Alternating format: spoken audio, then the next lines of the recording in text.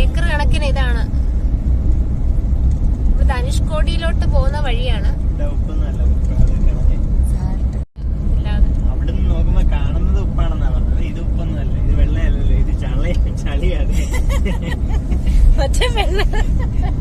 മറ്റേ അത് നീ മോളിൽ കേറാൻ പറഞ്ഞ അതുകൊണ്ടാ.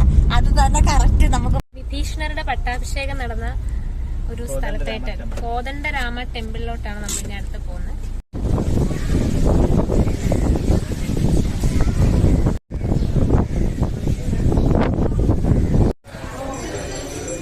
ഇവിടുത്തെ പൂജാരി പറഞ്ഞത് യുദ്ധത്തിന് മുന്നേ ഇവിടെ വെച്ചിട്ടാണ് വിഭീഷണന്റെ പട്ടാഭിഷേകം നടത്തി, യുദ്ധം കഴിഞ്ഞ് ലങ്കയിൽ വെച്ചിട്ടും പട്ടാഭിഷേകം നടത്തി എന്നൊക്കെ കഥയൊക്കെ പറഞ്ഞു. പിന്നെ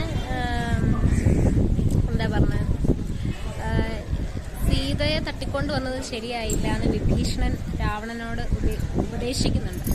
അപ്പം ഇതെന്ന് വെച്ചാൽ ഇവിടുത്തെ ഈ പടങ്ങളുണ്ട് കുറച്ച്, ആ പടങ്ങളിൽ നിന്ന് കിട്ടിയ സ്റ്റോറിയാണ്.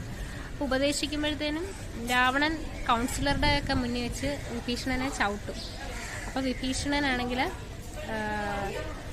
പോകും, രാമന്റെ അടുക്കലേക്ക് പോയി രാമനോട് സറണ്ടർ ആവുകയും ഹനുമാന്റെ നിർദ്ദേശപ്രകാരം രാമൻ സ്വീകരിക്കുകയും ചെയ്യുന്നു.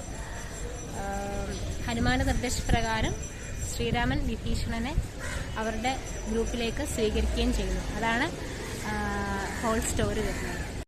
കോദണ്ഡം എന്ന പേരുള്ള വില്ല് ശ്രീരാമന്റെ കയ്യിലുണ്ട്. അതുകൊണ്ടാണ് കോദണ്ഡ രാമ ടെമ്പിൾ എന്ന ഈ അമ്പലത്തിന് പേര് വന്നത് എന്നൊരു ഇവിടുത്തെ പൂജാരി അങ്ങനെ പറഞ്ഞു തന്നു. ഇതിന്റെ ബാക്കിലെ വ്യൂ ഉണ്ടോ?